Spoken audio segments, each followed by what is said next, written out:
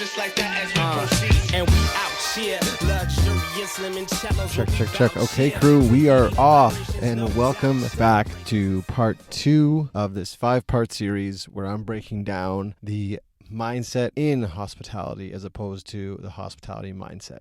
First off, I want to say thank you so much for all the messages and notes and support you guys have given me through the last version of this podcast, part 1 of this 5-part series. The feedback has been extremely appreciated, and it's encouraging for me to have the feedback and get people kind of on board with what I'm talking about here. And I realize that it really is inconsequential at times what others think. And I firmly believe we just need to keep going with what's inside of us. But it also helps when people do support and share and cheer and, engage with what you're doing. So thank you so much for all of you that have taken the time to reach out and to listen to the podcast in general.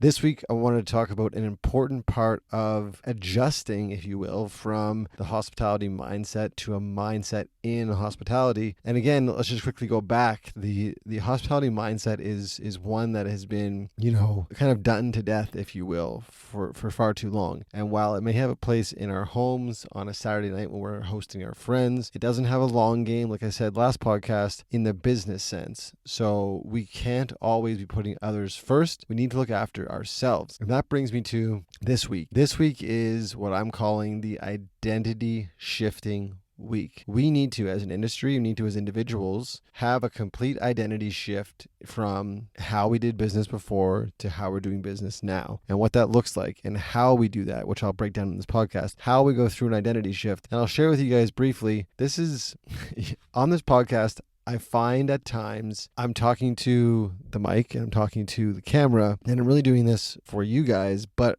I'm actually talking to myself as well. So I'm looking to understand more myself what it takes to have an identity shift right now. As you can imagine, being a consultant in the restaurant industry in the hospitality space has been very challenging these last few months, because who has budget to support a consultant? Not a lot of people. I would beg that a lot of people should, especially now with, new rollouts of protocols here in North America and in Canada, at least, with how things need to be run.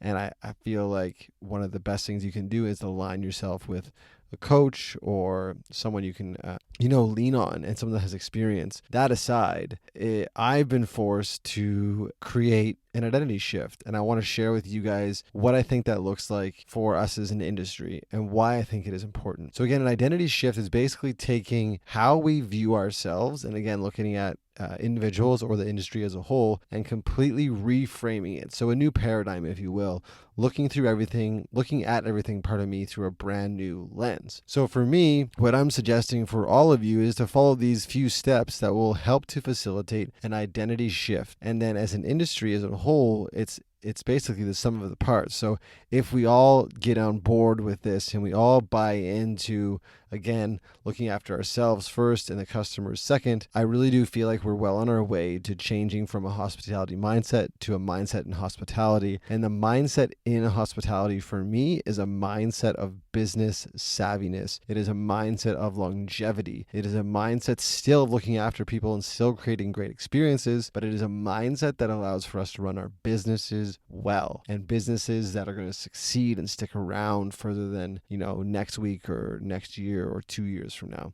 So one of the key pieces that I've been looking at for myself in regards to identity shifting that I wanted to share today was surrounding yourself with the appropriate people. And I find it so easy in my life, both personally and professionally, to get caught up in what I'll call an echo chamber. So I'll have conversations with people that are very like-minded to me, a lot of times doing the same thing. Either they're entrepreneurs or they're in the hospitality space. And through conversations, we will just go back and forth and be very agreeable on almost everything. While that's fun and great and easy, what I suggest we do is look at the people who are around us right now, and we ask the honest question, are they challenging us to be better? And are they supporting us to be the new identity that we want to be? Meaning, are they supporting us to be the new business we want to be? If that isn't the case, we need to then change the people around us. And I heard a quote from my friend Dave Nixon from the podcast Mood Prep, and I thought it was so amazing. It was a quote that he saw and he shared, and it was, you can't change the people around you, but you can change the people around you. Great quote. So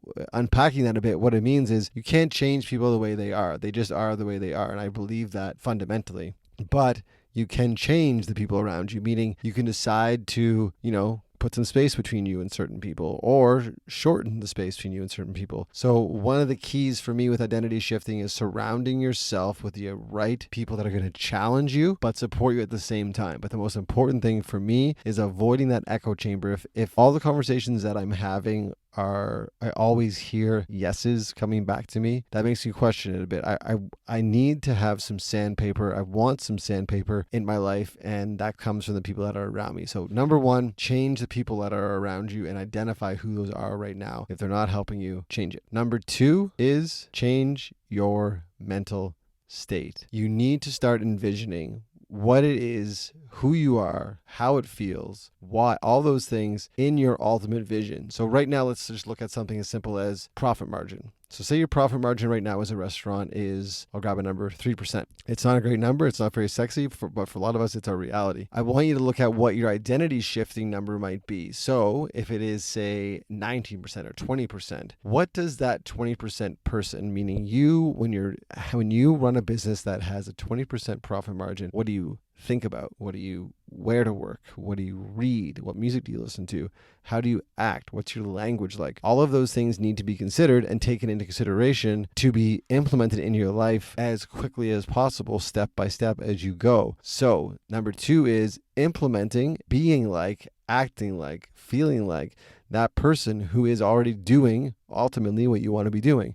Making, in this example, a better percentage for profit margin. Next one, number three, is read ferociously. Read books. Read books that are going to support your new identity.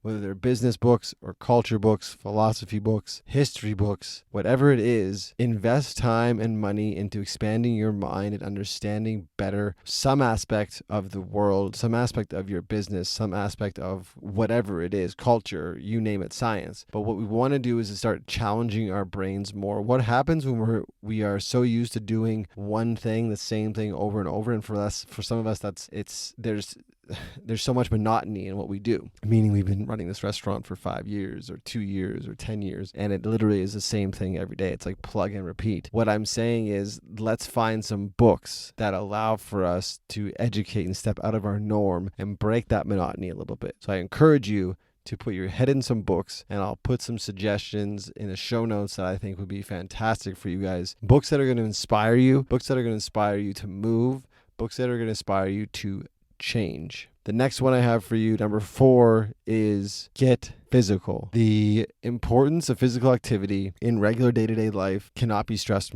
enough. But the importance of physical activity for us in this industry that are experiencing so much stress and anxiety at times is beyond important. And as we look at, again, identity shifting, we need to start doing things, acting like I was saying earlier, that this ultimate version would be doing. So if it's running for 20 minutes a day, or getting to the gym for an hour, or swimming, or hot yoga, or Pilates, or riding your bike, whatever it is, get physical. Not only does it have us acting like that person, again, that ultimate identity, it also allows for us to release a lot of creative juices literally in our bodies. I shared, I think it was a couple weeks ago on the podcast, I went for a run and I had this idea. I had this idea right here, right now, this idea to do this 5-part series. That all came to me on the latter part of a run. The amount of endorphins that are released, the amount of positive emotions that come from exercise cannot be underestimated. So I encourage you guys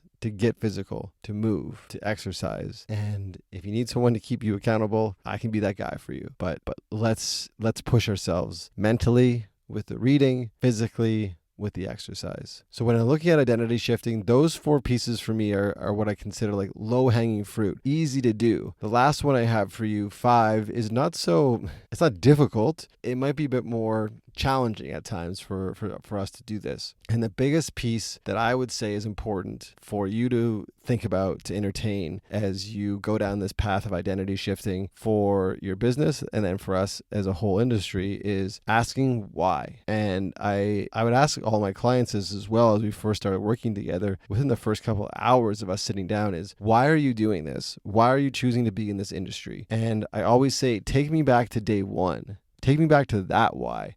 Why is it different? Why are you doing this? That will allow you to touch base with, I guarantee, a completely different identity. And probably a bit of that identity is appropriate for us to adopt again today. We probably gotten away a bit from what it was like on day one. We probably lost touch with our why. Why are we still doing this? And through our discovery and through that question of why, we may find out that, you know what, this isn't for me. And maybe COVID is the best thing that's happened to you. Maybe COVID's the best thing that's given you an out to say, you know what, this restaurant thing just it isn't for me. And that's a-okay, and that's fine. No judgment. Do your thing. But asking why and really truly asking why will give you a better sense as you move forward with your new identity of why it is you're doing what you do. And then we can go even further, and you guys know all the W's and the H's, like, how are you doing it? Where are you doing it? What are you doing? So your concept, your room, your location, how you run a service, all of these things should be looked at and dissected as we are looking at creating a new identity. So I want you guys to take those 5 steps and, do one thing at a time, baby steps here, guys. But this is, again, me talking to myself as much as it is you guys. The importance of identity shifting is never been more crucial as an industry than it is right now for us. But as an industry, we can't do it unless we all start adopting it as well. And the identity shifting needs to be one away from putting others first all the time, looking after ourselves. And doing that includes or involves us, I should say, doing those 5 things. So one at a time, knock those things off, take care of yourself, think about that identity shift, reach out if you have any questions. And until next time, you know what to do, guys. Be good and do good. I'm out. Peace.